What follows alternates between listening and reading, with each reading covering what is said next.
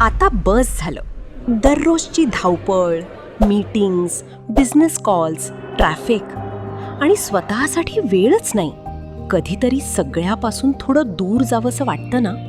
शहराच्या गोंगाटापासून दूर, पण आयुष्यापासून नाही.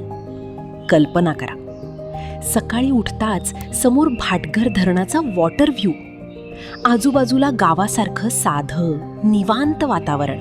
याच विचारातून वृंदावन रियालिटीमध्ये आम्ही फक्त एक प्रोजेक्ट नाही, एक गाव तयार करत आहोत. असं गाव जिथे वेगवेगळ्या प्रोफेशनमधले लोक एकत्र येतील. कोणी बिझनेसमॅन असेल, कोणी डॉक्टर, कोणी आंत्रप्रुनर, तर कोणी फार्मर. पण सगळ्यांचा एकच विचार असेल, सस्टेनेबल लिव्हिंग. कारण शहरापासून दूर जाणं म्हणजे प्रगतीपासून दूर जाणं नाही. कधी कधी स्वतःकडे परत येण्यासाठीच शहरापासून थोडं दूर जावं लागतं.